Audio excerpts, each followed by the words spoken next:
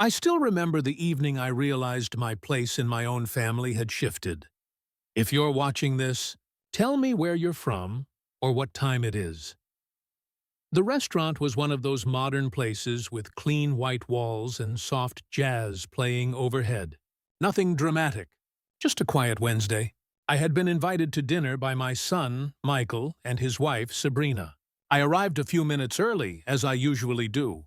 They came in together, laughing about something I wasn't part of. The kind of laugh that lets you know a story already started before you showed up. We sat, ordered, and began with simple conversation. The weather, work, nothing heavy. I watched Michael speak. His voice sounded older now, more tired, the way adulthood ages us in barely visible ways. But Sabrina spoke with the smooth confidence of someone who planned every thought 3 steps ahead. She had that tone that sounds polite, but carries ownership underneath. I didn't dislike her, not at first. I simply hadn't understood her. Halfway through the meal, I mentioned an idea I had for a small renovation in my home. A studio space, nothing expensive, just somewhere to paint again. Before I could finish describing it, Sabrina put her fork down and smiled. The way someone smiles right before something sharp is said. "Oh, Edward," she laughed softly, almost kindly. "I don't think old people should be making big decisions like home improvements anymore. It's too stressful. You should let us guide that moving forward." She said it like she was offering care. Like it was harmless. Michael didn't correct her. He didn't even look at me. He just nodded as if the topic made sense. I felt something inside me go quiet. Not hurt, not anger. Just an old door slowly closing. I didn't respond. Sometimes silence is the only dignity left in the moment. The waiter placed the bill on the table. No one reached for it. I picked it up, like I always had. I folded the receipt neatly and slipped it into my coat pocket. I don't know why. Habit, maybe. Or maybe the beginning of something I didn't yet understand. We walked out into the cool evening, the sky fading into a pale slate blue. Sabrina linked her arm through Michael's and spoke about weekend plans I wasn't included in. I nodded along, said goodnight, and drove home alone. The house was quiet when I stepped inside. My late wife, Grace, had passed 3 years earlier. Her absence still shaped the space. The way her favorite vase sat untouched. The worn imprint of her reading chair cushion. I stood in the doorway and listened to the silence. It was thick, familiar, almost comforting. I placed the restaurant receipt on the kitchen counter. A small strip of paper with the date, time, and total. Just a record of an evening. But as I looked at it, I realized something important. People reveal their beliefs without meaning to. In the pause before a sentence. In the confidence of a suggestion. In what they assume about you without asking. Sabrina didn't think I was capable anymore. And Michael either agreed or didn't care to disagree. I poured myself a cup of tea, the kettle whistling softly in the quiet kitchen. I didn't blame them. Not yet. Aging is uncomfortable to look at. It reminds the young of what will come for them too. People would rather manage it, contain it, tidy it into a corner where it can't be witnessed too closely. I sat alone at the kitchen table, the same table Grace and I once filled with laughter, weekend breakfasts and long midnight talks. I could almost see her hands resting on the wood, her warm, steady presence filling the room. She would have known what to say. She always did, but she wasn't here, and I needed to understand this on my own. I looked again at the receipt, now resting under the warm yellow glow of the kitchen light. A small moment, a small insult, a small shift. But life rarely announces the turning points loudly. Sometimes it's just one sentence that changes something in you forever. That night, I didn't make any decisions. I simply let the truth settle in the quiet. The way they saw me had changed, but the way I saw myself hadn't. Not yet. And that mattered more than anything. Because once a foundation cracks, you don't repair it right away. You watch. You listen. You learn where the break began. The next chapter of my life didn't start with anger. It started with awareness, and I was finally paying attention. When I got back home that night, the house didn't feel the same anymore. If you're watching this, tell me where you're from, or what time it is. I stood in the doorway for a long time before taking a single step inside. The lights were still off, and the darkness carried a kind of stillness that felt heavier than usual. The click of the door closing echoed more than it should have. It was the sound of being alone, but not the peaceful kind. This was the kind of alone where you realize something has shifted outside your control. The living room looked exactly as it always had. The framed coastal painting above the fireplace, the small stack of books on the side table, Grace's favorite throw blanket folded neatly over the back of the sofa, even though no one had touched it in months. Everything was familiar, but the familiarity didn't comfort me the way it used to. It reminded me of how rooms can hold memories longer than people can hold each other. I took off my coat and hung it by the hallway mirror. My reflection looked back at me, hair a little grayer than I like to admit, lines around the eyes, shoulders slightly slumped from years of gentle carrying. Not weak, not frail, just lived. There's a difference. I made my way into the kitchen, set the kettle on the stove, and leaned against the counter as it heated. The sound filled the silence, a low, quiet rumble building slowly. The kitchen was the heart of this home once. Grace would hum while stirring something on the stove. I would slice bread or wash vegetables beside her. We moved like two parts of one quiet rhythm. No rush, no tension, just presence. But grief changes the rhythm of a home. First, the sound fades, then the warmth, then the sense of being anchored. The kettle clicked off. I hadn't realized how long I'd been lost in thought. I poured the water over a tea bag and sat down at the table. The steam rose in small spirals. I watched it until it disappeared. Maybe it reminded me how easily things vanish without anyone noticing. My eyes drifted toward the drawer next to the fridge, the one where I kept letters and old notes. I hadn't opened it in months. I knew what was inside, and I knew exactly which letter I wanted. Grace's last anniversary card. I opened the drawer slowly. The paper had softened over time, the fold creased and familiar under my fingers. Her handwriting was elegant, small, steady strokes that carried meaning even in silence. I read it again, though I had nearly memorized every word. Whatever comes next, remember, dignity isn't something others can give you. It's something you choose to keep. I closed the card gently. I hadn't thought much of that line when she wrote it.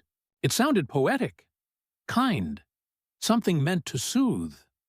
But now it felt like something she had known I would need. As I sat there, I remembered the version of Sabrina from years ago. Soft-spoken, thoughtful, grateful to be welcomed into the family. I remembered Michael calling me the night before he proposed, asking how I had known Grace was the one. He had been nervous, hopeful, young enough to believe love solved everything. People don't become different overnight. They become themselves slowly. Sometimes love becomes obligation. Sometimes warmth becomes performance. Sometimes care becomes management. I wasn't angry yet. The hurt hadn't set in. Not then. I was still trying to understand. I finished my tea and washed the cup, letting the warm water run over my hands. The house was quiet. Too quiet, maybe, but silence gives space. Space reveals truth. As I dried the cup, I noticed the restaurant receipt still in my coat pocket. I took it out and placed it under a small glass paperweight on the kitchen table. A simple act of keeping something. I didn't know why, only that it mattered. The thing about shifting dynamics is that they don't stay invisible once you see them. You begin to notice every moment, every tone, every small choice that points to something larger. That night, the house did not comfort me. It confronted me. This place used to be filled with laughter, conversation, shared plans, shared futures. Now it felt like a museum to a life I had already lived. And somewhere inside that realization was the quiet beginning of something else. Wasn't going to let someone else decide who I was becoming. Not yet, and not ever. Tomorrow, I would see the doctor, not because I doubted myself, but because I wanted proof. I made the appointment the next morning. If you're watching this, tell me where you're from or what time it is. The clinic wasn't far, just a short drive past the park where Grace and I used to walk on Sundays. The trees were bare now, branches thin like careful hands reaching toward a cold winter sky. The world felt quiet, thoughtful, like it was waiting for something to happen. I parked outside the clinic and sat for a moment before going in. I wasn't afraid of the visit. I just needed to be very clear with myself about why I was there. Not to confirm a fear, but to prevent someone else from assigning me one. Inside, the waiting room smelled faintly of disinfectant and the soft citrus of cleaning wipes. Magazines were arranged in neat stacks, the kind of order that feels too precise to be natural. The receptionist greeted me with a warm smile. She had known me for years. She didn't ask why I was there. She just handed me the standard forms. Name, date of birth, insurance, the normal things. I completed them slowly, deliberately, making sure every letter was steady. When I signed my name, I noticed something.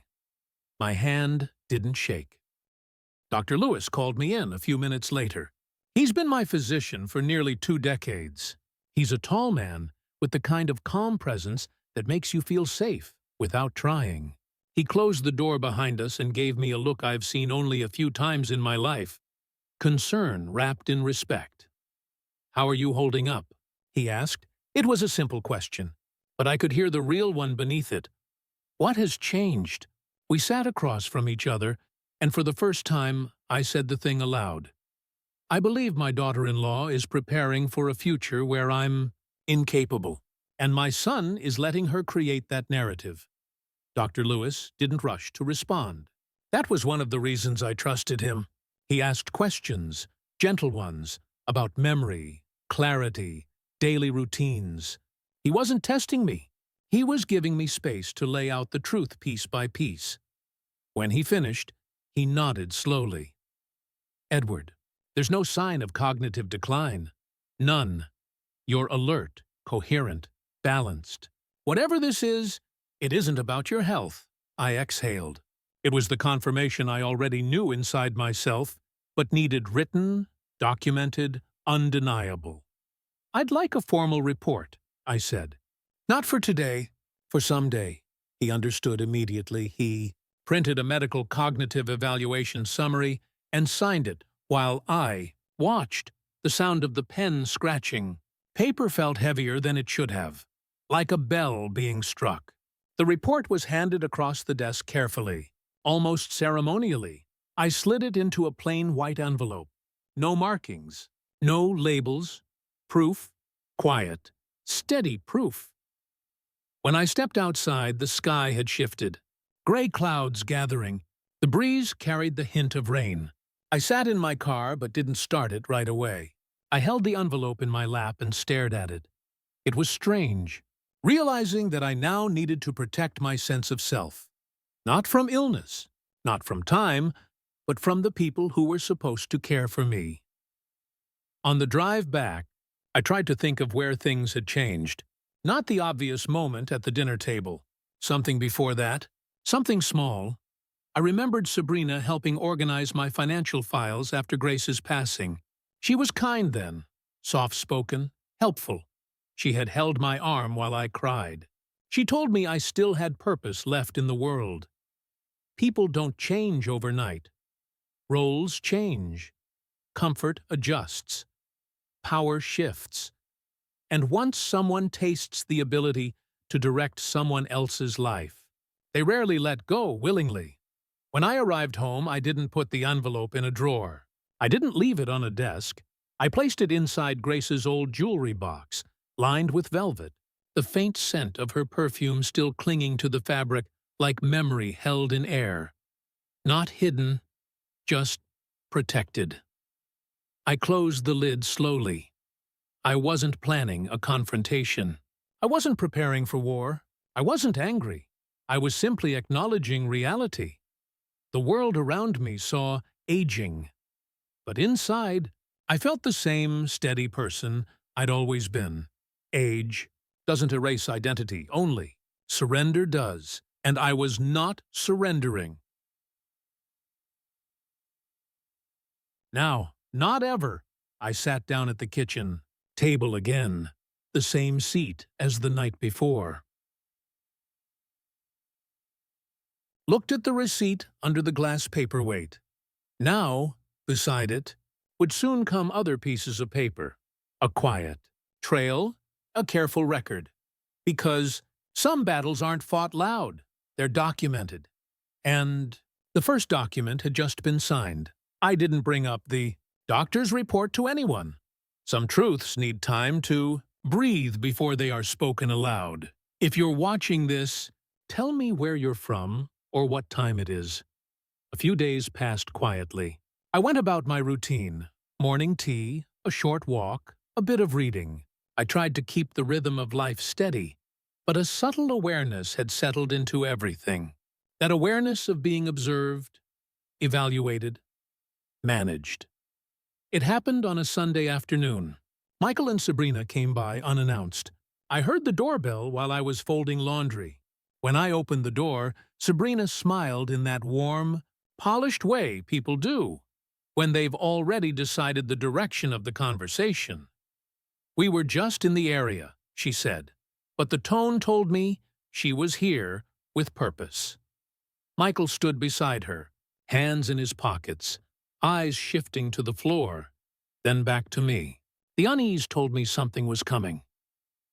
We sat in the living room, Sabrina perched on the edge of the sofa as if she were giving a presentation. Michael tried to appear relaxed, but his shoulders were tightened, like a man preparing to agree with something he hadn't chosen. "We've been thinking," Sabrina began. "With everything going on in the world, it might be smart to simplify some of your financial accounts." There it was, the first real step. She continued, "Smooth as glass. We could help manage your bills, investments, household expenses, just to make things easier for you. Easier. That word, in the wrong hands, becomes a leash." I nodded gently, letting her continue. "Consolidating," she said. "Streamlining. All for convenience."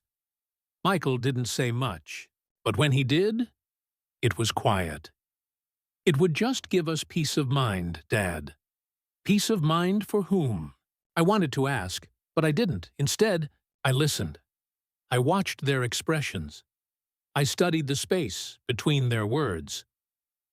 When Sabrina finished, she reached into her purse and pulled out a slim folder.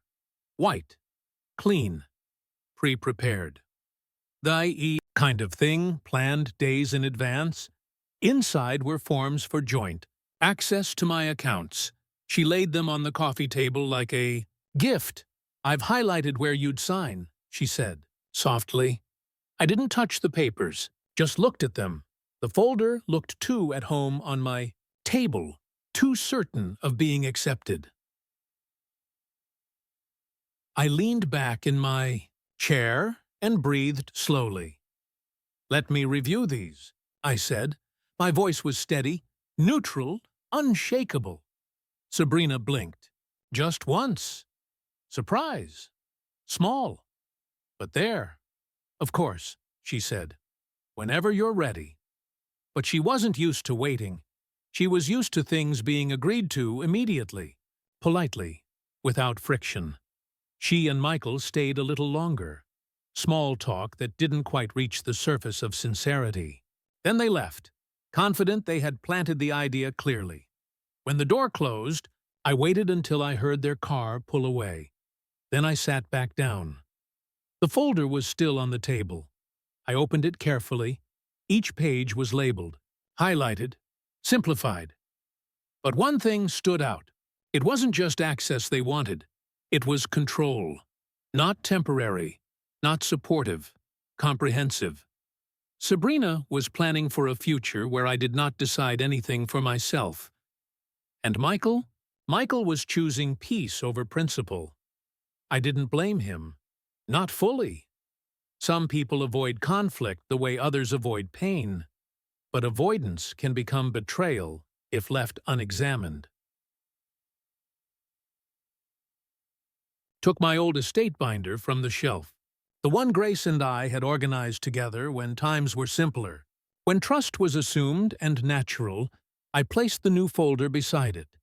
Side by side, they told a story, one built with love, one built with expectation. I sat in the quiet for a long time, not angry, not hurt, not reactive, just aware. Understanding is a slow unfolding, a kind of internal light turning on in a room you've been walking through in the dark. And once a light turns on, you can't go back to not seeing.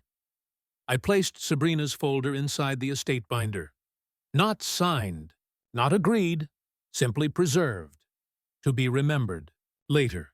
Because memory matters. Documentation matters. Paper holds weight when voices fail. Closed the binder gently.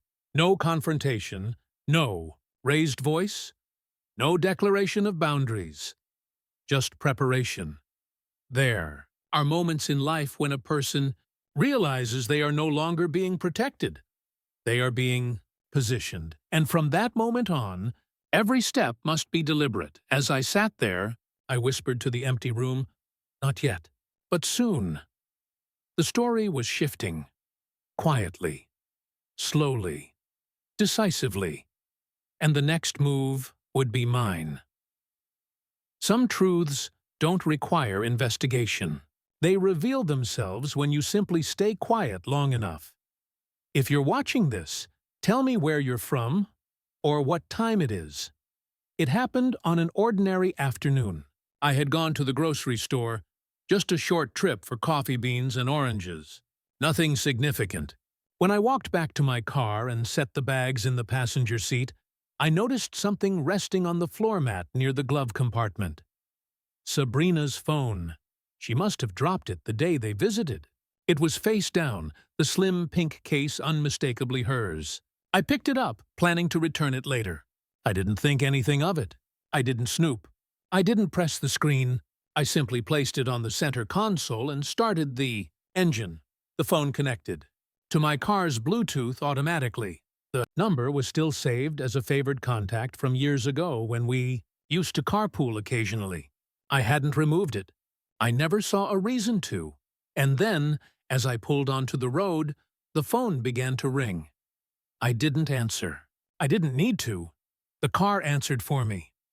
A voice filled the speakers. Bright, casual, intimate. It wasn't Sabrina's voice. It was her sister's. "So, did he sign everything yet?" she asked. I kept driving. I didn't breathe. Sabrina's voice came next, smooth and controlled. But there was no softness in it today. No, not yet. But he will. He's just slow. We need to be patient. Once the accounts transfer, everything else will fall into place. Her sister laughed gently. "And the house? That's still the big one, right?" Sabrina exhaled, as if she were discussing a tedious chore. "Yes. It'll be easier once he stops driving. Michael will understand eventually. He always does." I turned onto a quieter street, the world suddenly too loud and too quiet at the same time. Michael, my son, my own son, being molded into agreement. I had raised him to be considerate, gentle, trusting, and now that gentleness had turned into pliability, a softness someone else could shape for their own aims. The voice on the phone continued, "We just need to get ahead of things before he gets worse, worse." The word landed with a kind of slow, sinking weight. They had already made the story, not based on evidence, not based on medical truth, but based on the narrative most convenient. To them, Edward is declining. Edward is slipping. Edward cannot manage. Listened to Sabrina speak about me like a problem to be processed, not a person, not a family member. a step to stability, a logistical phase, and then, just before the call ended, she said something that didn't sound cruel, only definitive. It's better this way. He'll be safe, and we'll finally have order. Order. That was her goal. Not care. Not connection. Control wrapped in the tone of kindness. The call disconnected when the car turned off in my driveway. I sat there for a moment, the air still, heavy. I didn't feel anger. Anger comes quick and loud. This was something slower. A cooling, a settling, a realization. This wasn't misunderstanding. This wasn't miscommunication. This was intent.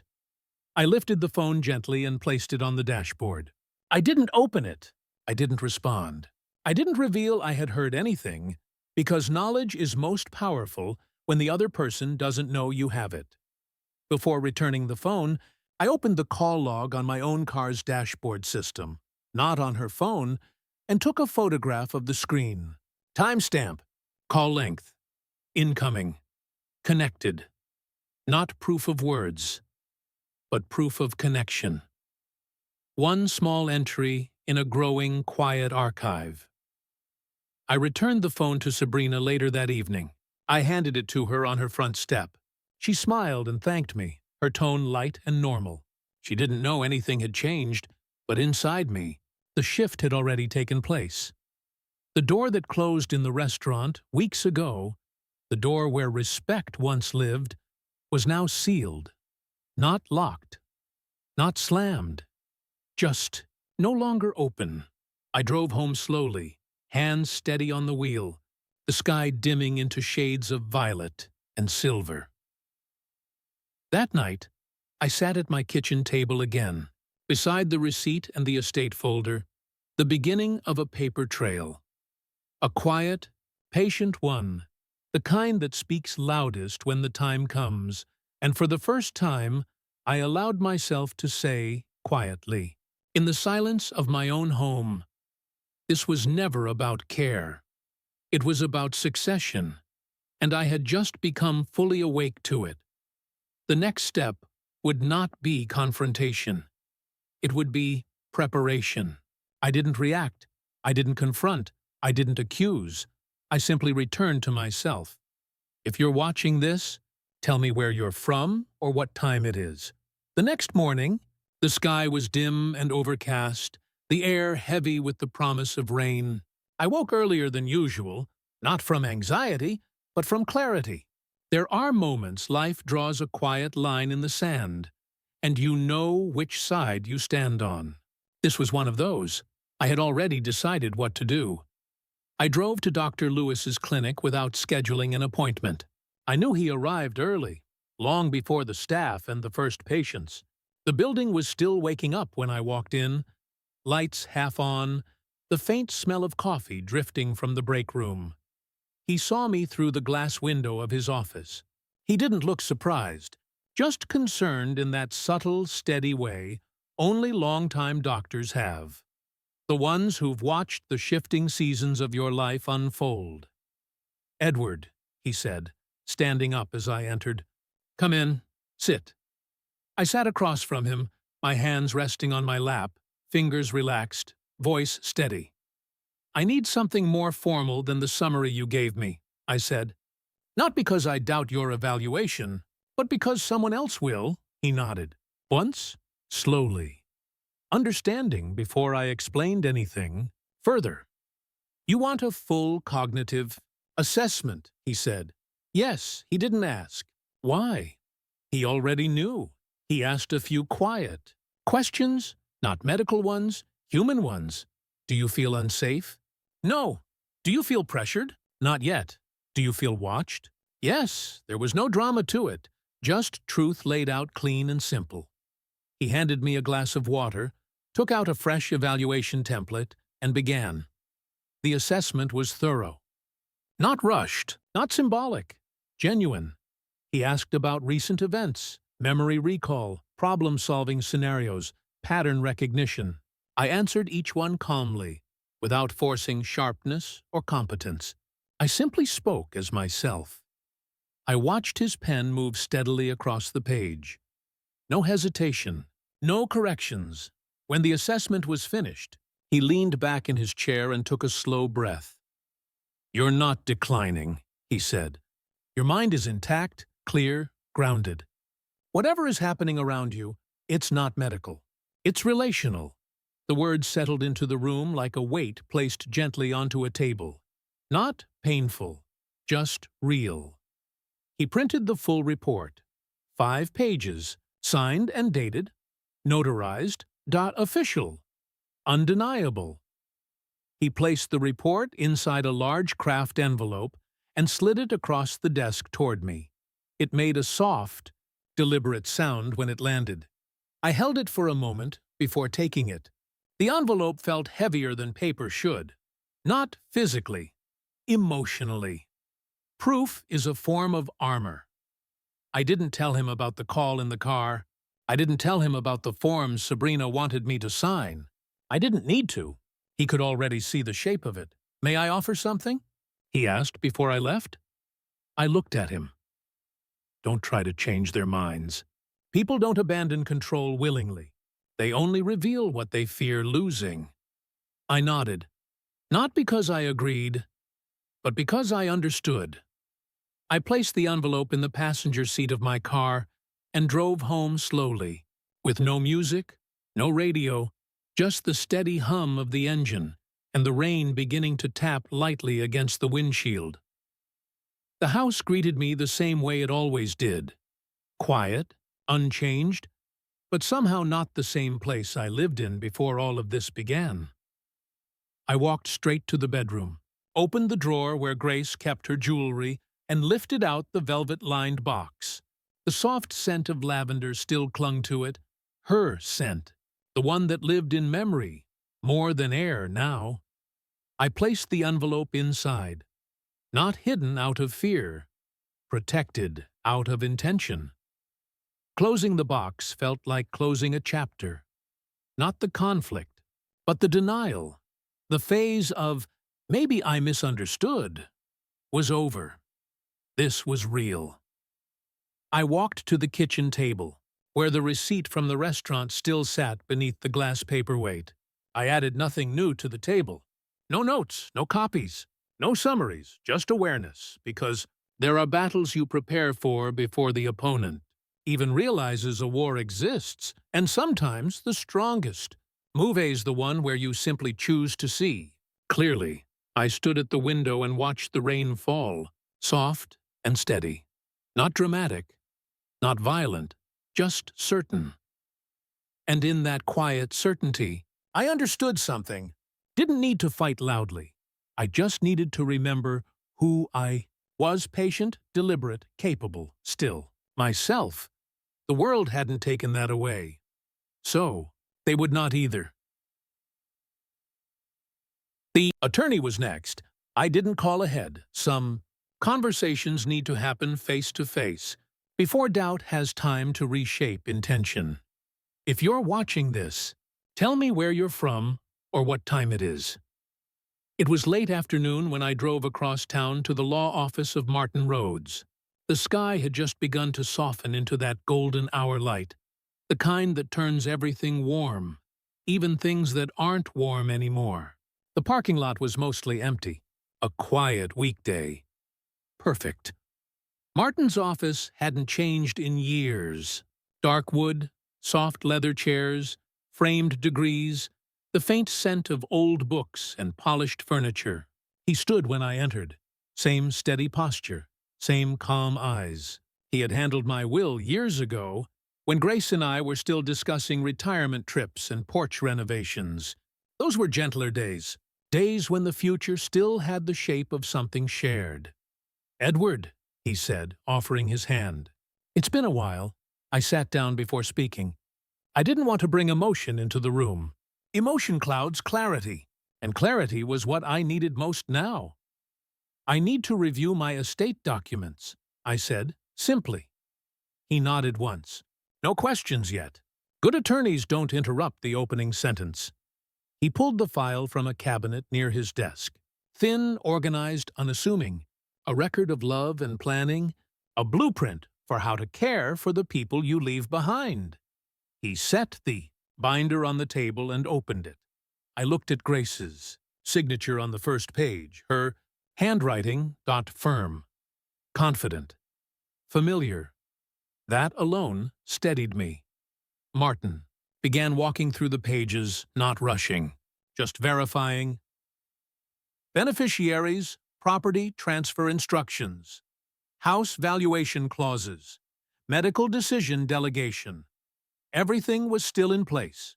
Everything still had my voice, my intentions, encoded in it. But now, my intentions no longer matched my reality.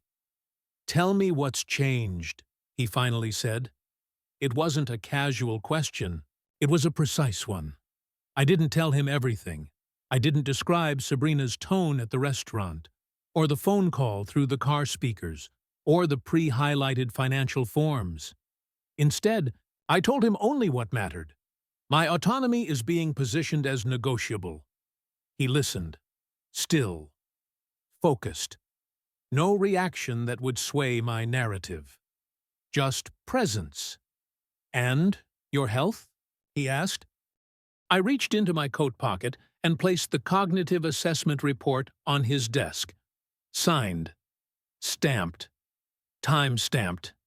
Official. No room for speculation. No room for reinterpretation. He read it carefully. I watched his eyes track each line. When he finished, he let out a slow breath. Not dramatic, just thoughtful. "You're doing the right thing coming now," he said. "Not later." He was right. Later is when decisions get made for you. I expected him to ask whether I wanted to change the will right then. But he didn't. Instead, he asked, "Are you making decisions from clarity or reaction?" The question didn't sting. It grounded me. "Clarity," I said, and I meant it. The truth was simple. Didn't want to punish Sabrina. I didn't want to disinherit Michael. I didn't want revenge. I wanted fairness governed by dignity. I wanted my legacy to reflect who I was, not who someone else assumed I was becoming. Martin nodded, accepting the answer.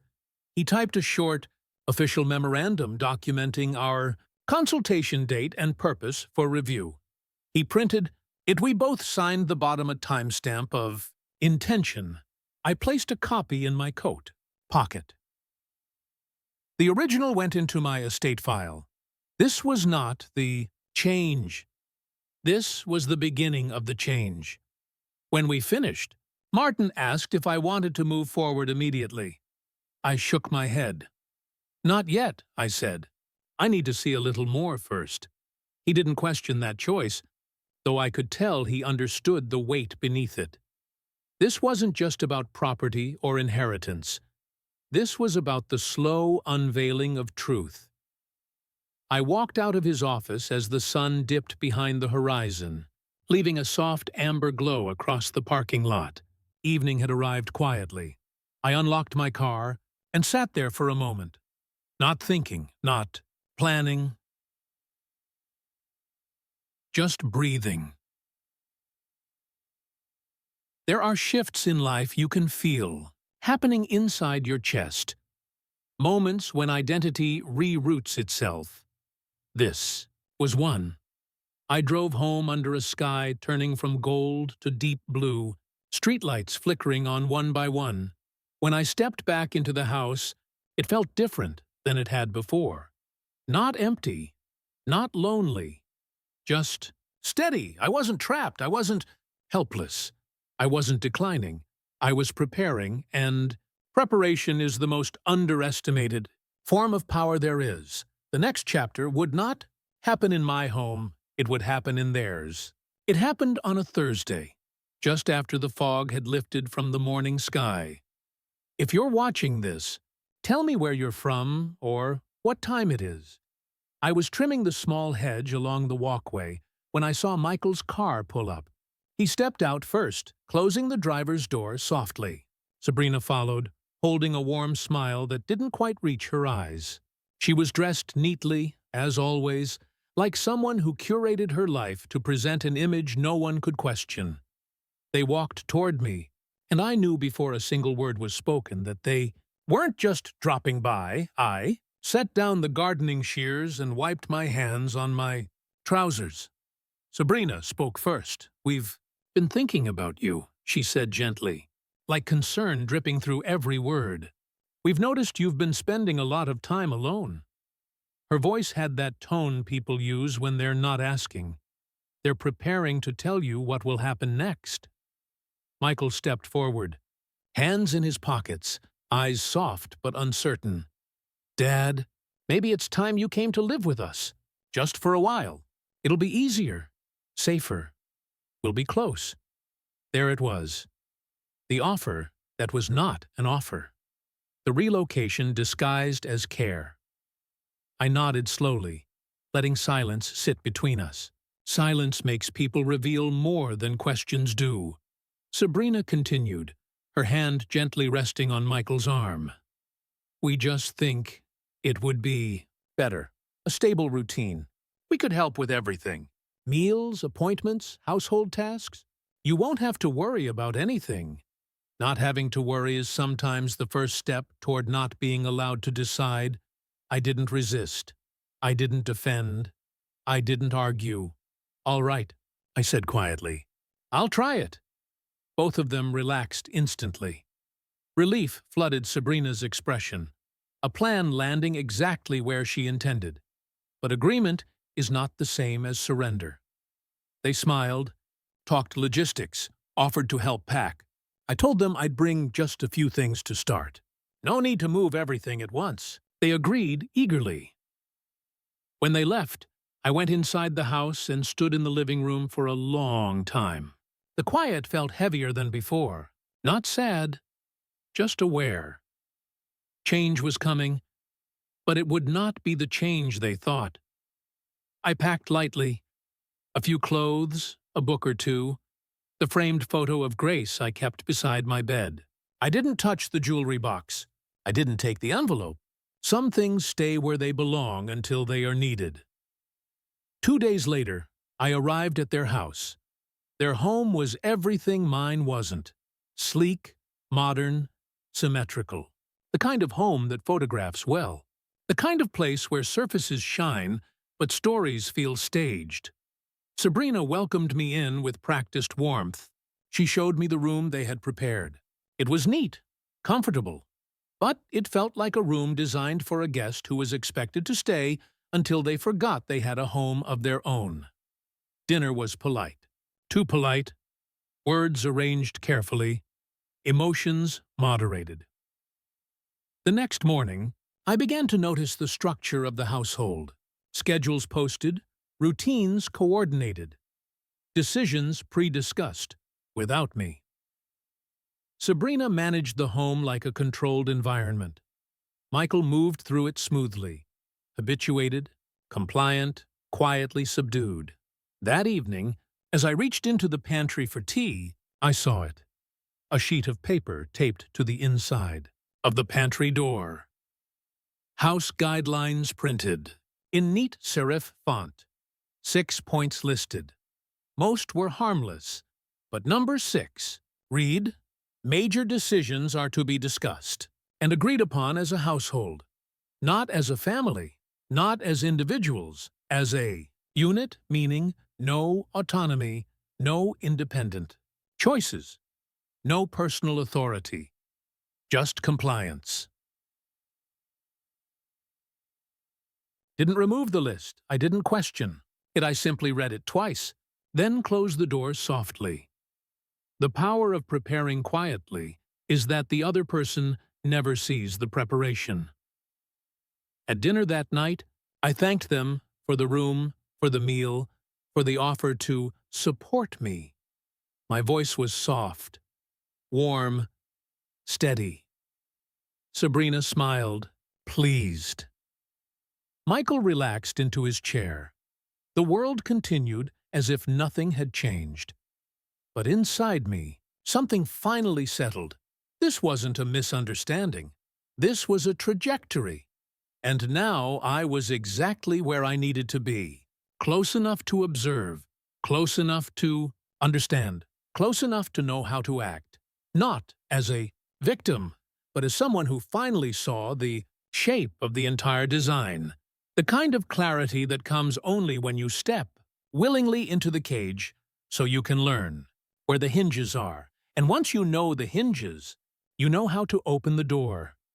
I hadn't lived in their home a full week before the next step revealed itself. If you're watching this, tell me where you're from or what time it is. It began on a Tuesday morning. The house was quiet, sunlight filtering softly through sheer curtains. I was sitting at the dining table, reading the newspaper. Sabrina moved around the kitchen with the practiced efficiency of someone who wanted to appear effortlessly composed. The kind of person who wants others to notice how gracefully they manage things. Michael had already left for work. Sabrina placed a cup of tea in front of me, chamomile, the kind associated with calmness. Or sedation. She sat across from me, hands folded, posture perfect. A conversation was about to happen. "Edward," she began, voice smooth. "I scheduled something for us today. I hope you don't mind. People who intend to control rarely ask permission. They simply announce plans." "What kind of appointment?" I asked, though I already knew the direction. "It's just a simple consultation," she said. "There's a senior lifestyle advisor who specializes in preventative support. They help families plan ahead. Plan ahead." Another gentle phrase with steel beneath it. I didn't react. I didn't push. I just nodded. Around noon, she drove us across town to an office complex with neutral-colored walls and framed inspirational quotes about peaceful aging lining the corridor. It smelled faintly of vanilla air freshener, the kind meant to imply comfort while masking something clinical underneath. The consultant greeted us in the conference room, a woman in her 40s with soft eyes and a voice that sounded like it had been trained specifically to avoid friction. She smiled at Sabrina. Not at me. That told me everything. The conversation that followed wasn't directed toward me. It was about me. And the consultant spoke to Sabrina as though I were a third-party subject. So, we usually start by identifying where support may be needed. Things like medication organization, transportation, financial oversight. Sabrina nodded along, adding small rehearsed details. Sometimes he forgets small things, she said, or he gets overwhelmed with tasks. The consultant looked sympathetic, as if she had already decided who I was. When she finally turned to me, the question was scripted. How do you feel about accepting help, Edward? I smiled gently. I'm not opposed to help, I said. I'm opposed to being managed. The room paused. Silence. Still. A very small fracture in the performance. The consultant recovered with a warm chuckle. Well, it's just about shared responsibility. Shared responsibility means one person decides, the other obeys. I didn't argue. Arguing gives the other person evidence of instability. I simply observed. Sabrina's voice remained calm, but her hand gripped her own pen a little too tightly. Control was her comfort. Uncertainty was her enemy. When the meeting ended, polite smiles were exchanged, hands shaken, brochures handed over. The consultant gave Sabrina a pamphlet titled, Maintaining Dignity Through Supported Decision-Making. Dignity used as a justification for taking autonomy. The irony was subtle, but sharp. I took the pamphlet before Sabrina could, folded it once, slipped it into my coat pocket. Not as evidence, as memory. We drove home in silence, not tension, just thought. When we returned, Sabrina moved quickly into the kitchen, busying herself with dinner prep, chopping, slicing, moving too fast, too neat, control reasserting itself. I sat at the dining table again. After a minute, she finally spoke, her back to me. I hope you didn't feel ganged up on. That wasn't the intention. Her tone was light. Too light. It didn't bother me, I said. And it didn't. Not anymore. Because something new had crystallized inside me during that meeting. The narrative wasn't forming. It was already formed. They weren't preparing for my decline. They were counting on it. But I wasn't declining, which meant their entire plan depended on the appearance of decline, and appearance can be shaped by two things, illusion or evidence. They had chosen illusion. I was choosing evidence. That was the difference. I stood, walked to my room, and closed the door softly. The pamphlet rested in my coat pocket, warm from being held close. I removed it and placed it gently on the nightstand beside the framed photo of Grace. Her quiet smile in the picture felt steadying, encouraging. I understood now. I didn't need to rush. I didn't need to confront. I didn't need to correct their assumptions. Time would show the truth. Paper would show the truth. And when the truth arrived, it would be undeniable. I sat on the edge of the bed, hands resting loosely on my knees, and let the silence settle. The next step was not resistance. The next step was observation. Because to dismantle a plan, you must first understand every piece of it, and I was just beginning to see the full shape. It was subtle, small, almost invisible, unless you were paying attention. But I was paying attention. Now, if you're watching this, tell me where you're from or what time it is. The morning began quietly. I had planned to drive to the lakeside park the way I had every Thursday for years. A simple habit. I liked the fresh air, the gentle waves, the quiet spaces where thoughts arrange themselves naturally. Instead of being forced, I reached for the ceramic bowl near the front door where Sabrina kept everyone's keys. Organized, mine were not there. At first, I simply assumed I had put them somewhere else. I checked my coat, the dresser drawer, the table near the window. Nothing. I checked a second time, then a third, still nothing. I heard the soft shuffle of movement from the kitchen. Sabrina was stirring something on the stove, the spoon tapping lightly against the metal pot. When she noticed me looking, her expression shifted into something that resembled concern, but only in shape, not in substance. "Oh, Edward," she said, placing the spoon down with a controlled grace. "I moved your keys. You've been—" "Well, you've just seemed a little tired lately. I thought it might be safer if you let us drive you when you need to go somewhere." Safer. That word again.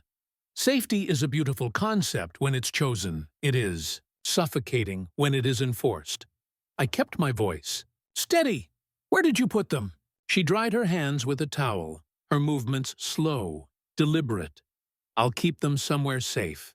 We don't need to complicate things.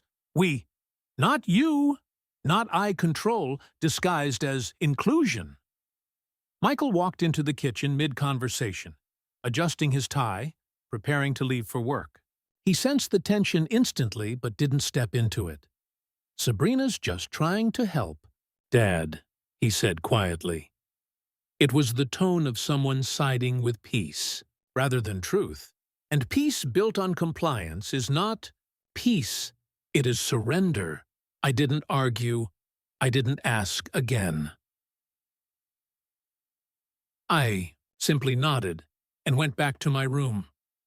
I sat on the edge of the bed, hands resting lightly on my knees, the morning sun warming the curtains. I let myself feel the moment, not react to it. Reaction is quick and emotional. Awareness is slow and strategic. They had taken the first symbol of independence.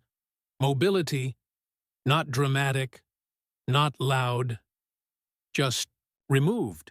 But I hadn't come here unaware. I hadn't accepted the invitation without preparing myself, reached for my phone and quietly booked a ride to the park. No announcement, no explanation. Half an hour later, when I stepped toward the door, Sabrina looked up from her laptop. "Oh, are you going somewhere?" "Yes," I said. "For a walk." But, before she could finish the objection, I walked out, closed the door softly behind me, and stepped into the waiting car. The ride was calm, quiet. The driver didn't speak, which I appreciated. The world outside the windows moved past slowly. Suburbs, trees, distant clouds shifting in white clusters. When I arrived at the lake, I didn't walk immediately, sat on the bench overlooking the water. The wind moved through the leaves, listened to the soft splash of small waves. Breathed, not to calm myself, but to anchor myself. There is a profound clarity that comes when you realize someone is no longer behaving out of misunderstanding, but out of intention, and there is a different kind of clarity when you realize you don't fear it anymore. After an hour, I took out my phone, opened the receipt from the ride service, and emailed it to myself. Subject: transportation. Record attachment. Ride service. Receipt timestamp 10:42 a.m. naughty. Dramatic. Not accusatory, just documented. A quiet counterweight to their narrative of incapability. Suais returned home the same way, through another ride, walking in through the front door with the same calm quiet I had left with. Sabrina was in the living room. Michael was home now, too. Both looked up. "You should have told us," Sabrina said, frustration beneath the politeness. "I didn't need to," I replied. No raised voice, no heat, just a statement of fact. Michael looked at me then, really looked. There was something like realization in his eyes, a flicker. Small, but real. Maybe he saw that I was not slipping. Maybe he saw that he was, or maybe I hoped too much of him still. No one said anything else. I went to my room, closed the door, and sat beside the window. The sun had lowered, painting the sky in pale rose tones. This wasn't conflict yet, this was positioning, and positioning decides the outcome before any battle begins.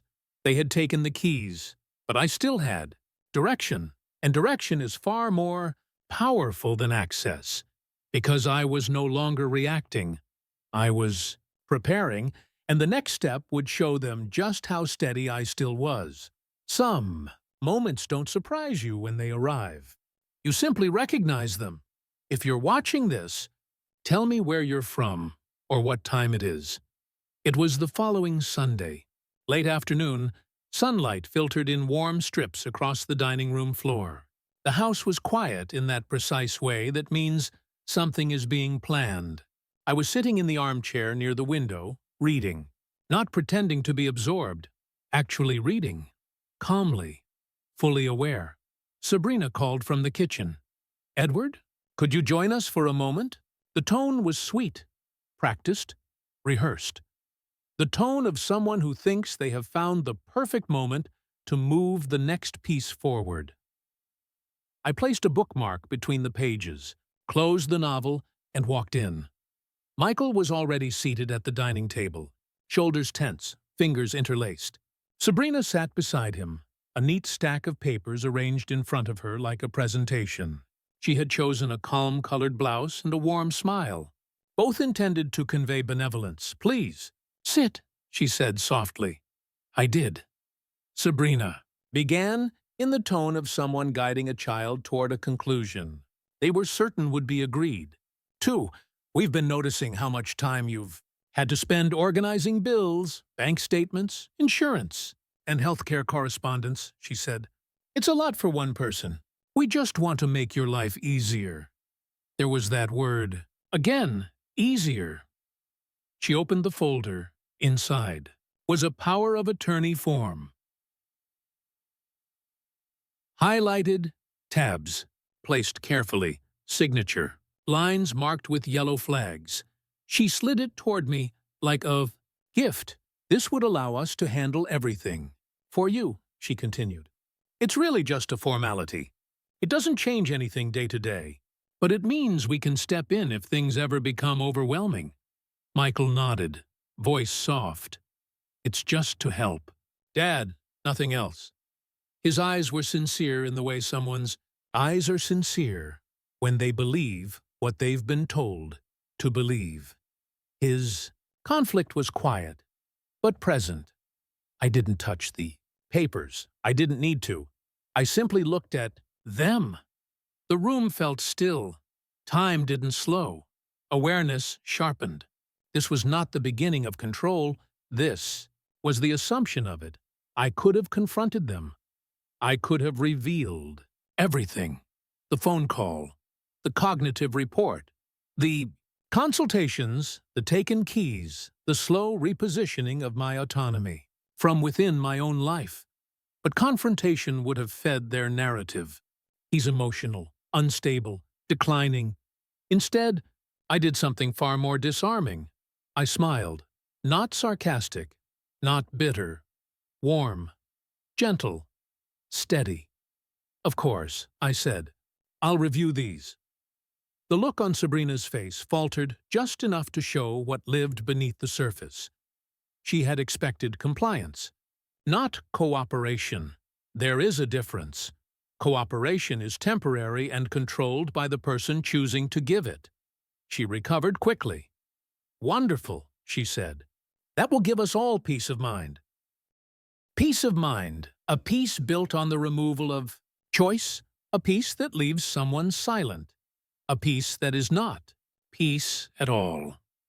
I slid the documents toward me and folded them neatly, once, not signing, just acknowledging. Michael exhaled softly. Relief, maybe, or something else beginning to stir. We talked about nothing afterward. Dinner, weather, work, surface language.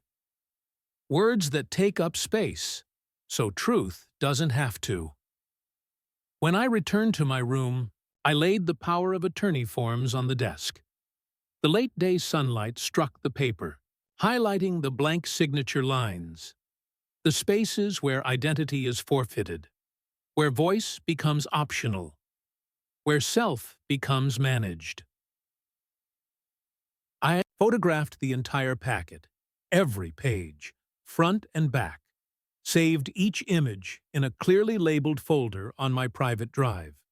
Then I placed the documents in a drawer, closed it gently, and sat down at the edge of the bed, not afraid, not threatened, not unsure, just aware. They believed they were getting closer to their goal. They believed I was drifting gently into dependence. They believed that compliance meant surrender. But compliance can be camouflage. Quadrant, preparation, strategic patience. I looked at the framed photo of Grace on the nightstand. Her smile was small and knowing, as if she had seen all of this long before I did.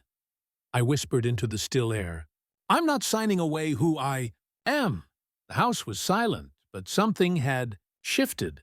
They thought they were guiding me into their plan, but I had already begun writing my own. The next step would not be emotional. It would be calculated, and it would change everything. I had already begun to understand the pattern, but this was the moment the pattern confirmed itself. If you're watching this, tell me where you're from or what time it is. 2 days after they presented the power of attorney papers, I walked downstairs to make tea. The house was quiet, too quiet. Not the natural hush of early morning, but the kind of stillness where voices have just stopped. I heard Sabrina's footsteps first. Light, intentional. Then I heard hers paired with another voice, not Michael's, warmer, familiar, confident. I realized they were in the home office. The door was nearly closed, not fully. I didn't eavesdrop. I simply walked slowly, quietly, naturally, as any person might moving through a house they live in. I stopped, not because I intended to listen, but because what I heard froze me mid-step. Sabrina's voice was low, sharp in its precision. I just need him to sign before the end of the month. After that, everything is straightforward. The woman on the phone, her sister again, didn't bother lowering her tone. And Michael? Is he fully on board yet? There was a pause. Not hesitation. Calibration. He doesn't want conflict. He'll support whatever feels like the calmest path. I just have to make sure I'm the calmest path. She said it so plainly, so confidently, as if she were the architect of a structure being built carefully from the inside. Her sister asked, "And what about his mind? Is he slipping enough for the doctor to confirm it yet?" I felt no rush of emotion, no spike of anger, no panic, just a stillness. Sabrina exhaled in mild irritation, not emotional, just annoyed that reality hadn't lined up with her expectations. "No," she said. "He's still sharp. But that doesn't matter. People believe the story you repeat the longest. I've already started laying groundwork. Groundwork, like preparing soil, like planting something with intention." Her sister hummed in approval. "You're doing the right thing. He's had his life. Now you all need stability." He's had his life, as if that meant the rest of it was disposable. I continued to stand perfectly still, listening, witnessing, learning. If I had walked away then, perhaps the next part would not have occurred. But the universe, or something like it, timed the moment precisely. Sabrina stepped out of the office. Michael was coming up the hallway at the same time. "She didn't know I was there yet," he asked, his voice low and tired. "Do we really need to push this hard?" The silence after his question was telling, full of tension suspended in air. "Yes," she said, "because if we don't, someone else will make decisions for us. And I'm not letting our lives be shaped by someone who isn't fully capable anymore." Michael didn't respond. He just lowered his head. Not agreement, but surrender. There is a difference.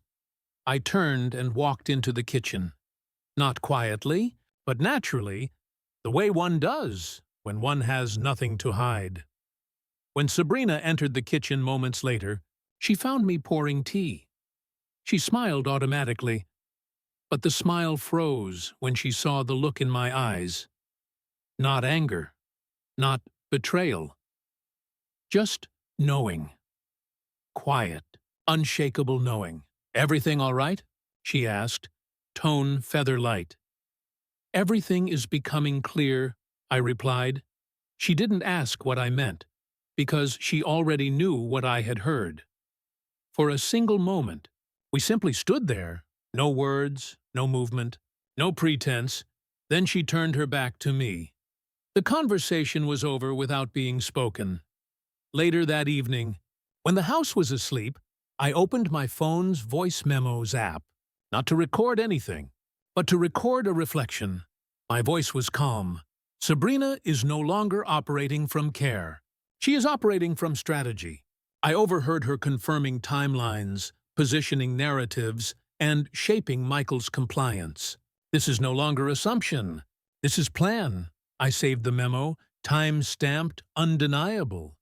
I did not label it emotionally. I labeled it observation, 12 neutral, precise, intentional. Fraser placed the phone back on the nightstand and sat down. Slowly. This wasn't a war. This was construction, or tenpe and to defay. Structure was being built around me, quietly, gently, politely. But I wasn't inside the structure. I was watching it from above. And the thing about structures built on false assumptions is they collapse when the foundation is revealed, and I was now the foundation, fully aware, fully present, fully documented. The next move would not be reaction. It would be strategy. It was time to stop relying on what I knew, to be true, and start preparing proof no one could dispute. If you're watching this, Tell me where you're from, or what time it is. The next morning, the house felt different. Not tense, controlled. Sabrina moved with the calmness of someone who believed the narrative was already tilting her way. Michael avoided eye contact the way a person does when part of them is aware something is wrong, but they don't want to acknowledge it. Denial, I've learned, is often a softer comfort than truth. I didn't announce anything. I didn't ask permission. Permission is something you need only when someone believes they have authority over you. I simply put on my coat, took my book as if I were going for a quiet afternoon, and called a car. The sky was bright but cold. A clear blue washed behind thin winter clouds. The air had that crisp snap that wakes your senses instead of dulling them. I watched the world pass through the window, neighborhoods and shops sliding by like memories. When I arrived at Dr. Lewis's clinic, I knocked on his office door. He looked up, and the concern in his eyes softened when he saw me. Not distressed, not shaken, just present. "You're back," he said. "Yes," I replied. "I'd like the full cognitive and neuropsychological assessment this time. Full documentation. Third-party notarization if required." He didn't ask why. He had already understood this battle without needing the details. He nodded and motioned for me to follow. The exam was longer this time, more detailed. Not a test, an affirmation. Memory sequences, analytical, reasoning, processing speed. Executive decision-making, visual, spatial, recall, I answered without forcing clarity, without trying to prove anything. I just was. The mind performs best when it is not trying to demonstrate itself. Dr. Lewis didn't rush.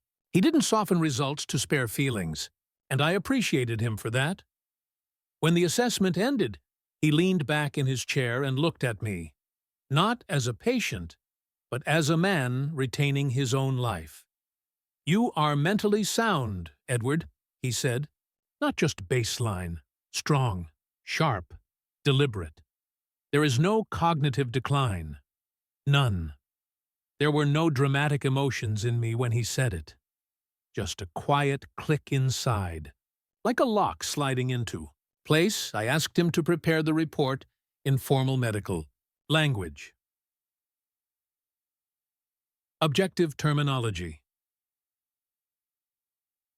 No emotional language, no interpretive qualifiers. Something that could not be spun into narratives. He printed it while I sat there, the soft hum of the machine filling the room. The paper slid out slowly, inch by inch, line by line, facts taking physical form. He signed, stamped, sealed. Then he placed it into a heavy, cream-colored envelope and turned it toward me. The envelope was thick, weighty, solid. The weight of truth recorded in ink. I didn't put it in my coat pocket this time. I held it in my hands the way you hold something irreplaceable. Steady, careful. Before I left, Dr. Lewis placed a hand on my shoulder. "You don't need to prove who you are to people who love you, only to those who want something from you." It was not judgment. It was recognition. I walked outside. The air felt even colder now, but it didn't bite. It sharpened. I didn't go back to Sabrina and Michael's house right away. Instead, I walked to the lakeside, the same bench, the same quiet. Water shifting in slow, steady movements. I sat there with the envelope resting on my lap. A strange thing happens when someone tries to take your identity away from you. You don't just defend your life. You remember it. Every decision that shaped you, every hardship you endured, every lesson you learned without announcing it, every quiet resilience that no one applauded. I had not become less capable. They had simply become more willing to believe I was, and belief is a powerful thing, but evidence is stronger. When I returned to the house, I didn't announce where I had been. I didn't mention the envelope. I walked past Sabrina in the kitchen, past Michael in the living room, and into the room they had given me. I opened Grace's jewelry box, the protector of my truth, and placed the envelope. Inside, the lid closed with a soft click. Not dramatic, just final. I sat on the bed and breathed, slowly. The war had not begun, but the foundation of my defense was now unshakable. They believed they were shaping the narrative, but I had just secured the ending, and the next step would not be just protection. It would be the rewrite. There is a kind of strength that doesn't raise its voice, a strength that moves slowly, decisively, quietly. If you're watching this, tell me where you're from or what time it is. 3 days passed after the second evaluation. I didn't alter my behavior. I didn't show any shift. I didn't hint at awareness. I woke, ate meals, went for walks, spoke gently, and let routine play out as if the structure of my life was unchanged. Because power doesn't reveal itself when it is building. It reveals itself when the time is right. On a clear Thursday morning, I told Sabrina I was going to the library. She smiled. Too warm, too casual. That's good, she said. But I saw the flicker in her eyes. She didn't ask to drive me this time. She didn't have to. She already believed I had accepted the new order of things. I stepped outside, called a car from my phone, and rode across town to Martin Rhodes's office. The air had a chill, the kind that wakes you completely. I felt present, grounded, unshaken. Martin greeted me with a brief nod, his face soft with respect rather than pity. "Are we making changes today?" he asked. I placed the envelope from Dr. Lewis on his desk. "I want everything revised," I said. My voice didn't waver. "When I pass, I want my legacy to reflect love, not convenience. Responsibility, not assumption." Martin studied my face, not to confirm my sanity, but to confirm my resolve. "And Michael?" he asked gently. "He will still inherit," I said, "but not in the way that encourages dependency on Sabrina." Martin waited. "He will receive a monthly allowance," I continued. "Structured, stable, a consistent provision, not power. And only if he actively participates in my care and maintains genuine involvement in my life. No intermediaries, no management, no delegation. And Sabrina?" he asked. I paused, a long, quiet breath. "Sabrina receives nothing. Not out of anger, but because legacy must reflect character, and inheritance must reflect relationship. She has chosen control over connection. I will simply honor what she has chosen." There was no bitterness in my voice, just truth acknowledged. Martin nodded once. Then he began. He drafted the documents slowly and precisely, his fingers moving over the keyboard with a steadiness I admired. The office was silent except for the soft tapping of keys. The language was clear, firm, legal, irreversible. When he finished, he placed the documents in front of me. The pages rested on the desk like a weight removed from the air and placed onto paper. I picked up the pen, and I signed. The stroke of the pen was slow, deliberate, like tracing identity back onto itself. As the ink dried, I felt something shift inside me. Not triumph, not vengeance. Something quieter. Ownership, but ownership of who I was. Ownership of the life I had lived. Ownership of the years I still had left. Martin notarized the documents, stamped them, filed the originals in his secured archive, placed the certified copies in an envelope and handed them to me. When I stood to leave, he said, "You've made a wise decision, a gentle one." Gentle, yes. That was exactly it. Justice does not always come with fire. Sometimes it comes with a quiet signature and an unchanged expression. Left the office and walked to the small cafe across the street. I ordered a black coffee and sat by the window. Outside, people hurried past, busy, purposeful, unaware of the life-defining shift that had just occurred in a second-floor law office. Overlooking their morning routines, I took a long sip and breathed in the warmth. This wasn't revenge. Revenge is loud. Revenge is hungry. Revenge is temporary. This was alignment. Reality being returned to its rightful shape. When I returned to Sabrina and Michael's home, no one noticed anything different. No one asked about my day. No one wondered where I had gone. They believed the story they had built was already true. But inside the velvet-lined jewelry box in my room, next to Grace's memory and the medical report, now rested something else. The future.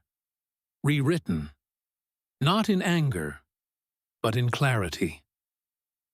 I sat down at the edge of the bed, the house quiet around me, and whispered softly, "I am still here." The next shift would not come from me, it would come from time, and time was now on my side. Some moments don't announce themselves. They arrive quietly, change everything, and leave you standing inside a life that suddenly feels different. If you're watching this, tell me where you're from or what time it is. It happened on a Sunday morning. The house was still. Light filtered through the curtains in soft gold bands. Sabrina was arranging flowers in a vase on the kitchen counter. Michael was scrolling through his phone, half reading headlines, half not. I had just finished making tea. Nothing felt unusual. Nothing felt tense. Nothing felt wrong. And then, as I reached to return the teapot to the stove, the world shifted. Not dramatically. Not violently. Just a sudden, light-headed pull, like the gravity beneath me had changed direction. The room tilted. The floor felt farther away than it should. I heard my own breath catch in my chest, slow and uneven, my vision blurred. I placed my hand on the counter to steady myself, but my body didn't obey the way it always had. The cup slipped from my hand and shattered on the tile, porcelain scattering, tea spreading in a small golden pool. And then everything went dark. Not all at once. More like a slow closing of curtains. I woke to the sound of voices. Close, sharp, layered. He wasn't responding. I didn't know. "We need to get him into the car." "No. Call an ambulance. It's safer." Michael's voice. Sabrina's voice. Panic wrapped in urgency. I opened my eyes. The ceiling lights were too bright. My head felt heavy. My chest felt tight, not painful, just tired. Sabrina leaned over me, her face composed but strained, a performer trying to keep the stage steady. "Edward, can you hear me?" I nodded. Michael looked terrified, not of losing me, but of the responsibility of the moment, a fear of consequence, of fault, of guilt. They called for emergency help. The paramedics arrived within minutes. Their efficiency was brisk, practiced, steady. They checked my vitals. Blood pressure low, pulse irregular. Not life-threatening, just concerning enough for caution. "Sir, we're going to take you in for evaluation," one of them said. I nodded again. There was no fear in me, only awareness. Time moves differently in hospitals. Fluorescent lights don't soften. They expose. I was placed in a quiet room. Monitors beeped steadily beside me. Nurses moved with gentle precision. A doctor checked on me, calm and reassuring. It wasn't a stroke. It wasn't catastrophic. Just a moment where the body asked for rest more firmly than usual. When Sabrina and Michael arrived at the hospital, something had shifted. Not outside. Inside them.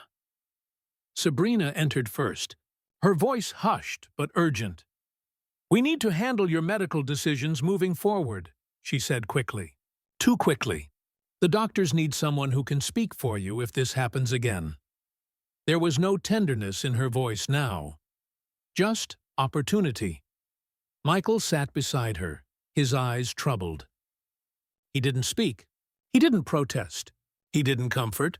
He simply existed inside a storm he didn't know how to step out of. A nurse entered with a clipboard. "We'll need the primary medical decision holder's signature," she said. Sabrina straightened, ready to answer. She was too confident. "His son and I—" The nurse cut her off gently. "Oh, our records already show an advance directive on file. Signed last month." Sabrina froze, slowly, carefully, controlled. Surprise is still surprise. She turned toward me. Her expression didn't break, but her eyes did. Michael looked at me then, really looked. Not at the man he'd been guided to see, but at his father. And in that moment, the story Sabrina had been weaving began to loosen, not unravel, not collapse, just loosen. The nurse continued, unaware of the shift taking place. "Medical decisions are assigned to Dr. Thomas Lewis, per documentation. All care instructions go through him as primary. Proxy." Silence. Sabrina blinked once. Michael's shoulders lowered. Not in defeat, in realization, in recognition, in awakening. "Oh, didn't speak. I didn't need to." The truth was, already in motion, Sabrina stood there, holding her composure like a fragile porcelain vase. Michael looked at her, then at me, then at the floor. Gradinine, quiet in the room was no longer heavy. It was clarifying. This was not victory. This was not confrontation. This was simply alignment. Reality had been returned to its rightful place, and I understood, as I rested against the hospital pillows, that the fall had not been a setback. It had been an unveiling, a moment the world arranged to show everyone who was standing where, and who had already shifted. Even if they didn't realize it yet, the next chapter would not take place in whispers. It would take place in full, steady daylight. I didn't leave the hospital that day with fear. I left with clarity. If you're watching this, tell me where you're from or what time it is. The doctors kept me overnight for monitoring. There were no complications, just exhaustion. A reminder from the body to slow the pace, but not the purpose.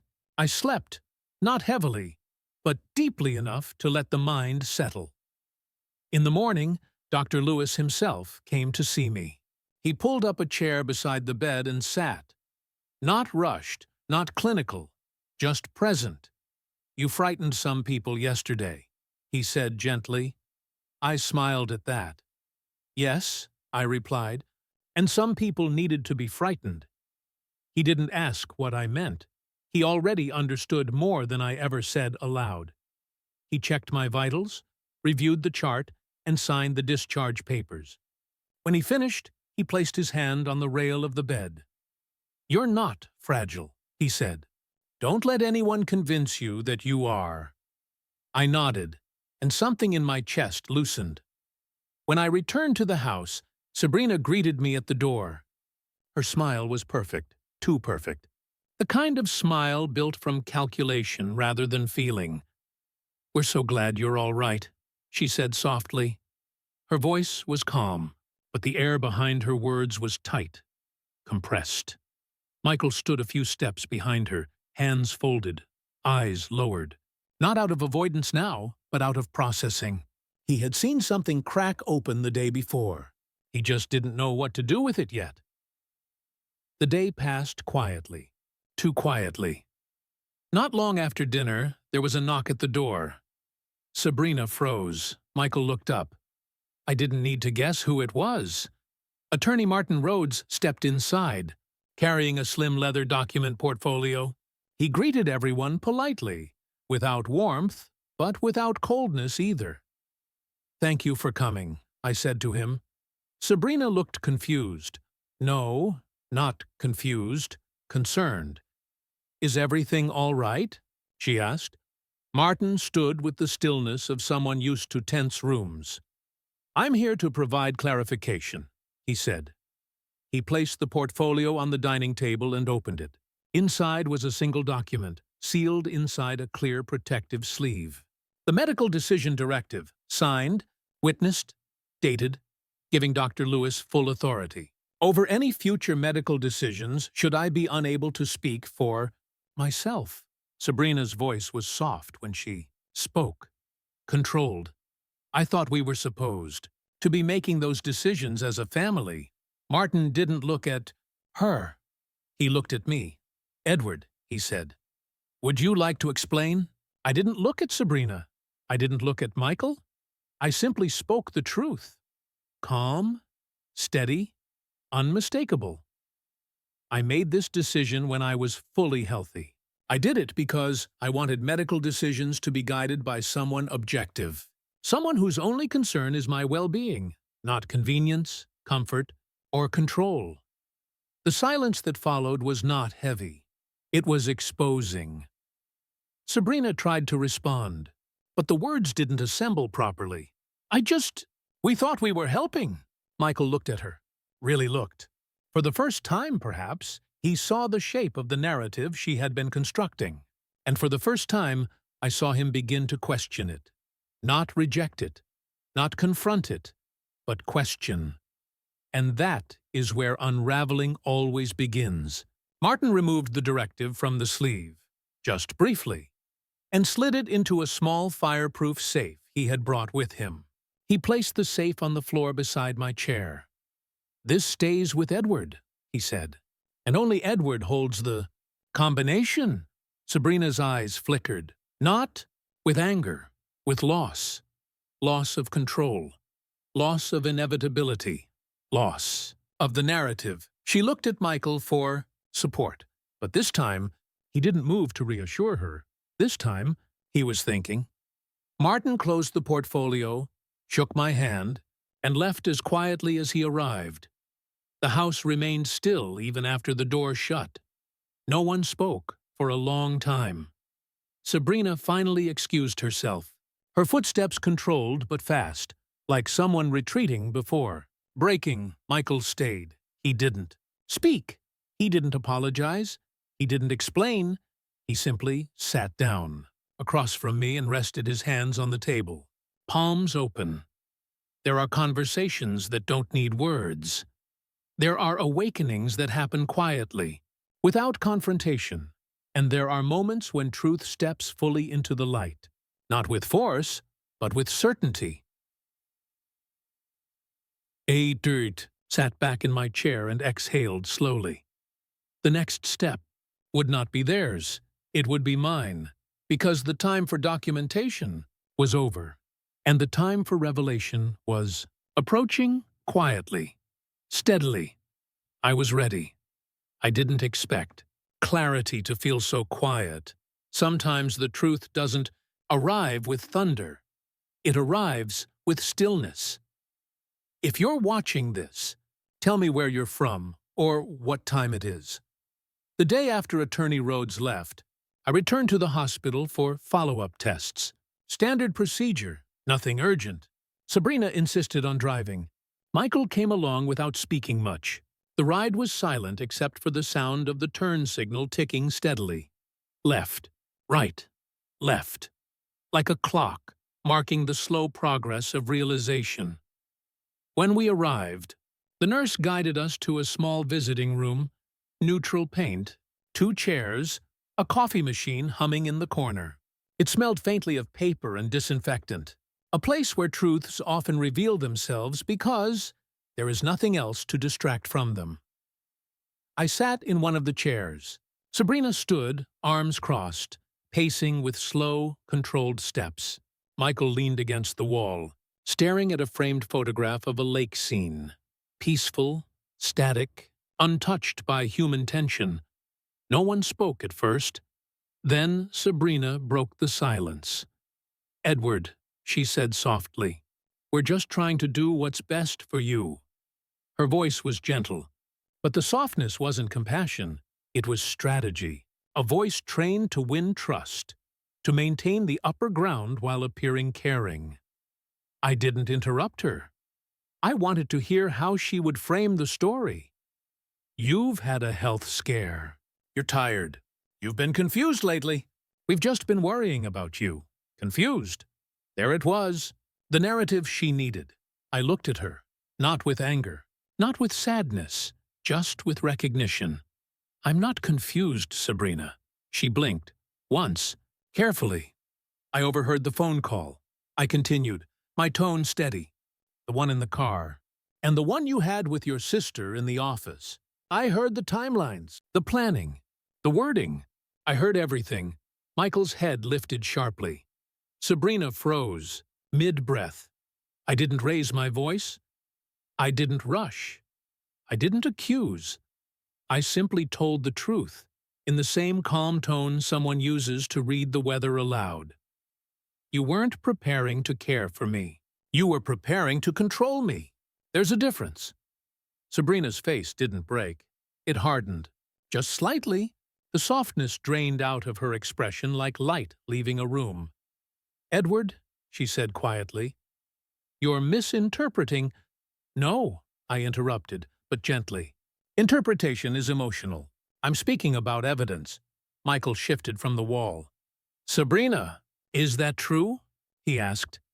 The silence that followed was not empty. It was filled with something dense, something undeniable. She didn't answer. That was the answer. Michael sat down slowly on the chair across from me. His shoulders sagged, not in defeat, but in realization, the kind that sinks rather than strikes. "I didn't see it," he said quietly.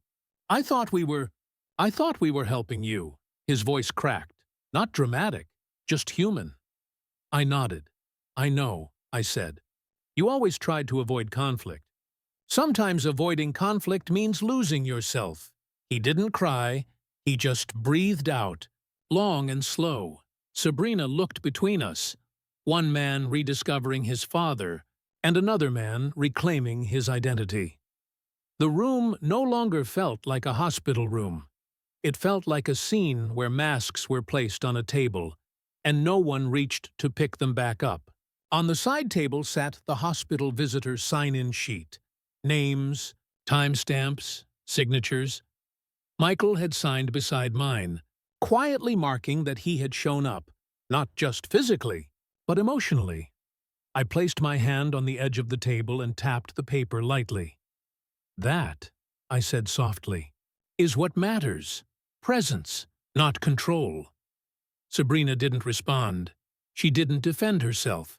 She didn't explain. She simply walked to the window and stood there, staring out at the parking lot, at something far away, something collapsing quietly inside her. Michael looked at me again. "Dad," he said, voice steady this time. "What do you need from me? Not, what should I do? Not, how do I fix this? But, what do you need?" A question rooted in respect. I let the answer settle in me before speaking. "Just stay," I said. "Not to protect me, to remember me." He nodded. The room was quiet again. But this time, the quiet was not tension, it was truth.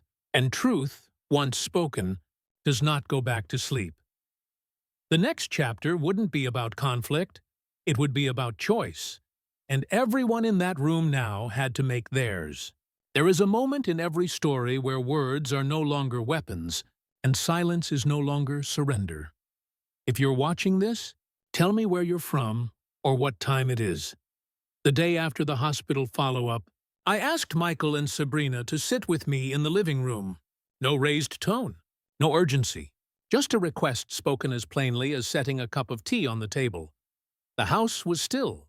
Afternoon light spilled softly through the windows, settling across the furniture like dust that had just begun to float. Sabrina sat on one end of the sofa, legs crossed, back straight, face neutral. Michael sat closer to me, hands clasped, eyes searching mine with the quiet heaviness of someone aware that something irreversible was about to happen. I didn't begin with accusation. Accusation invites defense. Defense invites war. I began with truth.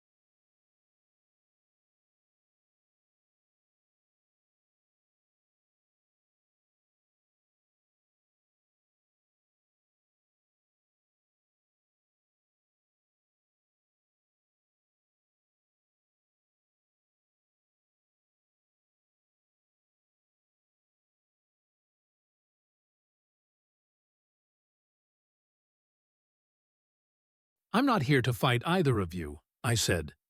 And I'm not here to change your minds. I only want to speak clearly, once, so that there are no misunderstandings later. Sabrina listened the way someone watches a locked door to see if it will open.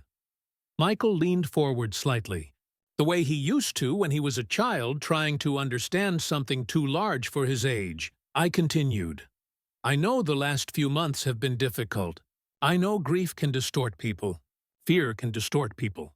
Responsibility can distort people. I don't blame either of you for feeling overwhelmed by the changes in our lives. Michael closed his eyes briefly. Sabrina didn't react. But there's a difference, I said, between supporting someone and replacing them. Sabrina shifted then, not dramatically, just a subtle tightening of her jaw. My independence is not a burden, I said. My decisions are not accidents. My life is not something to be managed. I reached into my coat pocket. Not slowly, not theatrically, just naturally. I placed the revised estate packet on the coffee table. Neatly, firmly, final. The documents didn't shout. Paper rarely does. But sometimes paper speaks louder than any raised voice. Sabrina's posture stiffened. Michael's breath caught. You changed it, she said quietly. Yes, I replied. She tried to compose her expression, but something tremored beneath. You didn't discuss it with us, she said. I looked at her. I didn't need to. There was no cruelty in my tone, just truth returned to its rightful owner. Michael spoke then, softly, carefully. What does it say? I turned to him, not with authority, but with the gentle gravity of a father speaking to a son he still believes can return to himself. It says you will still be cared for, I said, that you will inherit what was always meant for you. But not as a lump sum, not as something to be managed by someone else. You will receive it through a trust, gradually, responsibly, with dignity. Relief and guilt passed through his face like a shadow moving across a wall. And Sabrina? He asked, though he already knew. I met his eyes. Sabrina receives nothing. Sabrina inhaled, not loudly, but sharply, a small break in a very carefully constructed wall. But I did not say it with triumph. I said it with clarity. She made her choice when she chose control over relationship, and I am simply honoring the truth she already lived. Sabrina didn't speak, not to defend, not to deny, not to plead, because there are moments when justification becomes impossible, not because someone is caught, but because someone is seen. Michael lowered his head, his hands covering his face, not crying, but reckoning. I sat back, letting silence fill the space. Silence is not absence. Silence is truth settling where it belongs. I slid the estate packet closer to Michael, not for his approval, but for his understanding. The pages made a soft whispering sound as they moved across the wood. It felt like closure, not the dramatic kind, the adult kind, the kind where everyone finally sees what was always there. After a long time, Michael lifted his head. "Dad." His voice broke once, just once. "I want to do better," he said. I nodded. "I know, because love doesn't vanish. It gets buried, and sometimes it needs excavation, not abandonment." Sabrina stood. Not abruptly, quietly. She didn't storm. She didn't speak. She simply walked down the hall and closed the bedroom door behind. Her soft, controlled, final, in its own way, Michael and I remained two people sitting not in the wreckage of something destroyed, but in the clearing of something that had been blocking the view for too long. Chirpy. Sun had lowered. Light shifted to gold. Shadows stretched longer across the floor. "I'm still your father," I said. "Nothing changes that," he nodded. A real nod, not one done for peace. One done for truth, the next part, would not be immediate healing. Healing is never immediate. The next part would be rebuilding. Quiet, slow, deliberate, together. Aduha. The door between us, for the first time in months, was open. Some truths don't echo right away. They land quietly, and the sound catches up later. If you're watching this, tell me where you're from or what time it is. The house was silent after Sabrina walked down the hallway and closed the bedroom door. Not the tense kind of silence, just the kind that happens when words have finished doing what they came to do. Michael sat there beside me for a while, looking at nothing in particular. Not lost, just finally awake. Eventually, he stood. "I need some air," he said. I nodded. He stepped outside onto the back patio, shoulders heavy, not with defeat, but with understanding. Change is not immediate. It arrives in layers. I remained in the living room. The evening light had dimmed into something soft and gray. You could feel the day shifting toward night. The kind of hour that asks you to be honest with yourself. From down the hallway, I heard the bedroom door open. Sabrina stepped out. She didn't walk quickly. She didn't speak. She just came to the doorway of the living room and stood there, looking at me. There was something different in her face now. Not the polished control she usually wore. Not anger. Not even indignation. Something quieter. Something unsettling in its vulnerability. "Do you hate me?" she asked. Her voice was steady, but her hands weren't. They clasped each other, then released, then clasped again. Tiny movements, small cracks. I looked at her for a long time before answering. "No," I said. "I don't hate you," she exhaled, not in relief, but in disbelief. "You think I'm cruel," she said. "No," I replied. "I think you're afraid." Her eyes flickered. That landed. "You've worked very hard to build a life of order," I continued. "Control is safety to you. Control is how you avoid uncertainty. And the idea of someone else holding decisions frightens you." She held herself very still. "You think I was trying to take something from you," she said, her voice tightening. "No," I said gently. "I think you were trying to prevent something from happening to you. The loss of stability. The unpredictability of another person's decline. The fear of helplessness. You wanted to get ahead of that fear." She shook her head. Once, sharply. "That doesn't excuse it," she said. But her voice was thinner now. "No," I agreed. "It doesn't excuse it, but it explains it." Something inside her trembled. Not her posture, not her breath. Something deeper. The kind of tremble a person feels when their reflection is being shown back to them without distortion. She sat down, not beside me, not across from me, but somewhere in the middle. Like she wasn't sure where she belonged in the room anymore. "Michael thinks I tried to manipulate him," she said quietly. You did, I said, not harshly, just truthfully. Her eyes closed for a moment, just one heartbeat. And you think I tried to manipulate you? No, I said. You tried to replace me.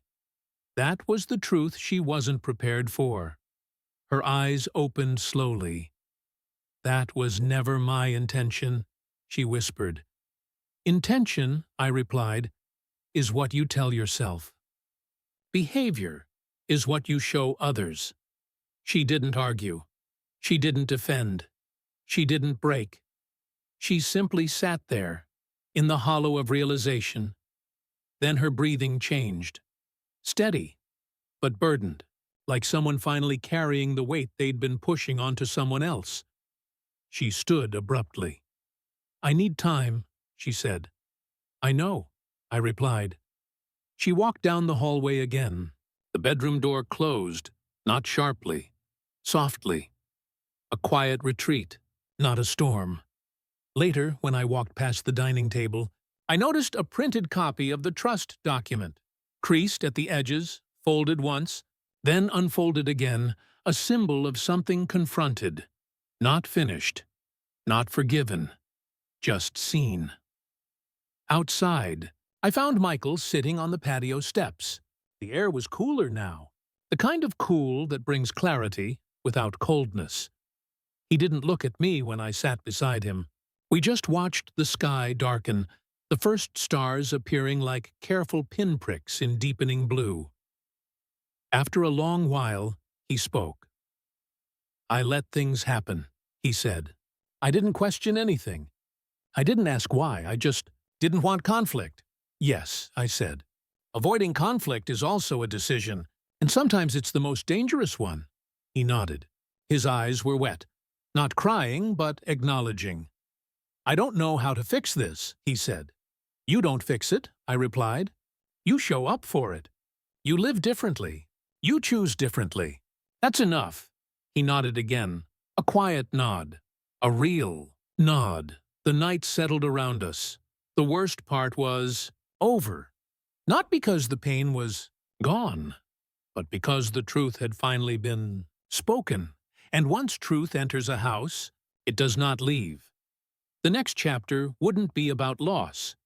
It would be about rebuilding. Together. There is no single moment where healing begins. It starts in the quiet, in the ordinary, in the conversations that don't announce themselves. If you're watching this, tell me where you're from or what time it is. The house didn't change dramatically after that day. No shouting, no dramatic confrontations, no slammed doors, just quiet. Real quiet. Not the controlled silence Sabrina used to manage the atmosphere, but the kind of quiet that comes when everyone is thinking, to themselves, about themselves. For the first time in a long time, Michael and I fell into a gentle rhythm. Not planned, not intentional, just natural. We would wake in the morning and meet in the kitchen. He would boil water. I would set 2 cups on the table. He took his coffee black. I took tea with honey. It became a ritual, not spoken about, not scheduled, just chosen. One morning, he looked up from his cup and asked softly, "Did I make you feel alone?" There was no accusation in his voice, only truth-seeking truth. I didn't answer immediately. Some questions deserve silence first. You didn't make me feel alone, I said. You stepped aside while I was pushed there. He closed his eyes. A small exhale. Not shame. Understanding.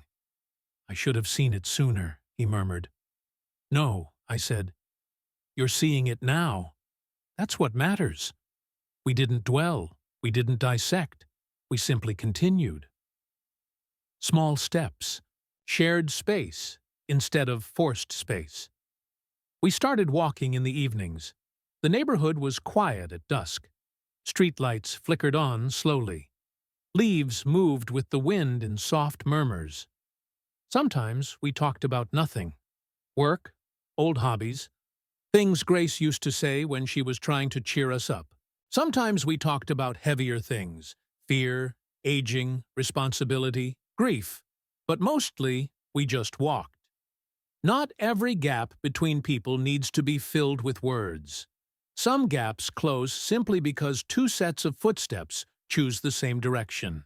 Sabrina kept her distance during this time. Not hostile, not cold, just quiet. She moved through the house slower. Her voice lost the polished certainty it once carried. She stopped narrating decisions, stopped guiding conversations, stopped performing. One evening, as I passed the hallway, I saw her sitting alone at the dining table, staring at nothing in particular. Her eyes weren't angry. They were tired. Control takes energy. Letting go takes courage. I didn't approach her. Some healing must happen without an audience. Days turned into weeks, not marked by events, but by presence. There was no grand reconciliation, no "I'm sorry" scene, no apology, monologue. Healing rarely looks like movies. It looks like small adjustments. Michael asking my opinion again. Me asking about his work without holding back my thoughts. Him sitting next to me instead of across from me. Sabrina listening instead of directing. Me listening instead of defending. One afternoon, Michael and I went to the grocery store together. Just something simple. Bananas, bread, a carton of eggs. But at the checkout line, without even thinking, Michael handed me the list and asked, "Did we get everything you like?" A small sentence, but entire worlds shift in small sentences. We drove home with the windows down. The air was cool. The wind carried something clean in it, something that felt like possibility. When we got back, we unpacked the groceries side by side. No instructions, no reassurances, just two people sharing space again. On the refrigerator, Sabrina had replaced the rigid house guidelines list with a simple grocery list. Handwritten, unassuming, collaborative. A list that meant we plan together now, we decide together now, we live together now. She didn't say anything about it. No speech, no acknowledgement, but I saw it, and she knew I saw it. Sometimes the apology isn't spoken. Sometimes it is handwritten in a grocery list taped to a refrigerator door. Later that night, Michael and I sat outside again. The sky was clear. The stars were sharp and bright. He didn't ask for reassurance. I didn't offer wisdom. We just sat. Two lives, once fractured, resting beside each other in quiet alignment. Rebuilding isn't loud. It doesn't announce itself. It doesn't need audience or applause. It happens slowly, in the way people choose to stay. And we were choosing to stay. Tomorrow would come. Challenges would come. Conversations still needed to happen. But something was real now. We were rebuilding, not from obligation, not from guilt, but from recognition. Recognition of love. Recognition of regret. Recognition of who we still were to each other. And that was enough to begin. The final chapter wasn't about repair. It was about legacy. I have learned that endings don't arrive with doors closing. They arrive with doors left gently open. If you're watching this, tell me where you're from or what time it is. The house was quiet again, but it was a different kind of quiet now. Not the silence of tension. Not the silence of pretending. A peaceful quiet. A breathing quiet. A quiet that had room in it. Sabrina moved differently now.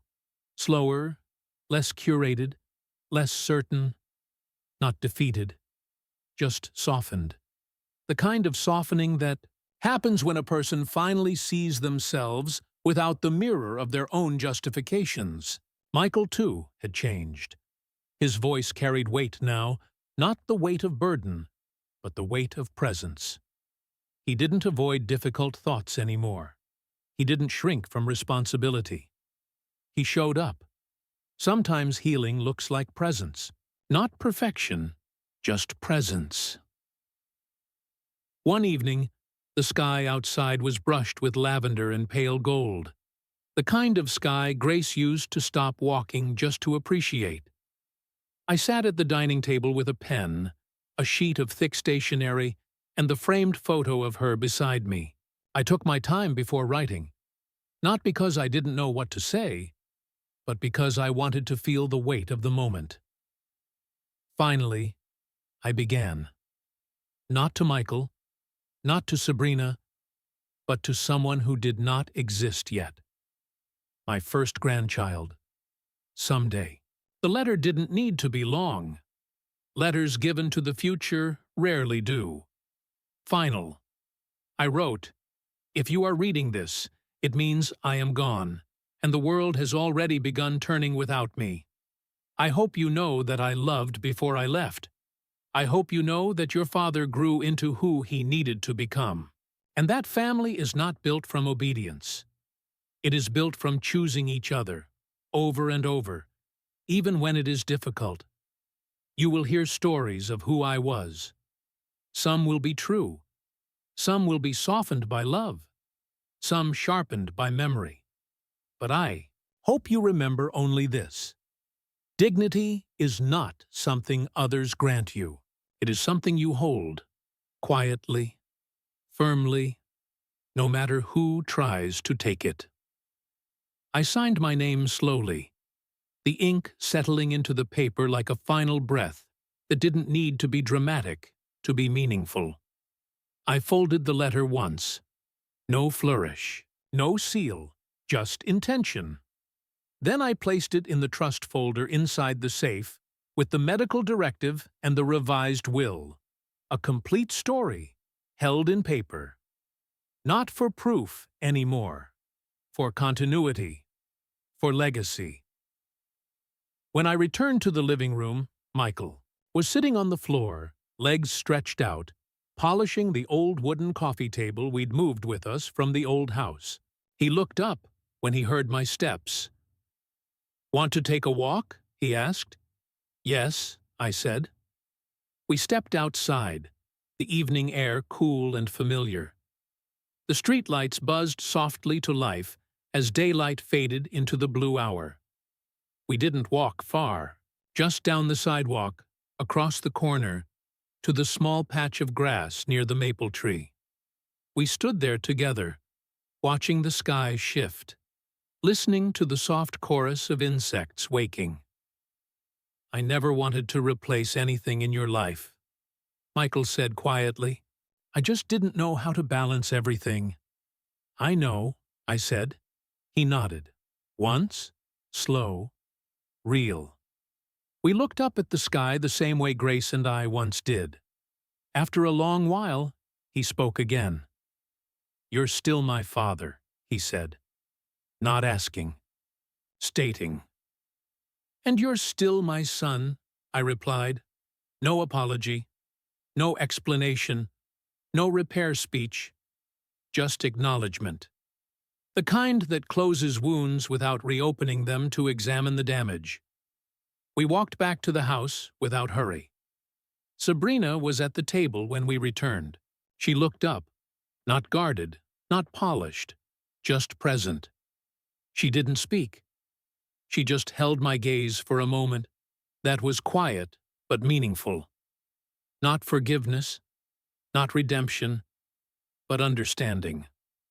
Sometimes that is the most a person can offer, and sometimes it is enough. Later that night, after lights dimmed and the house settled into sleep, I stood by the window and looked out into the dark, not thinking, just being. I didn't feel triumphant. I didn't feel vindicated. I felt complete. Some stories end with applause. Some stories end with lessons. Mine ends with a simple truth. Legacy isn't given. Legacy is chosen. And I had chosen mine.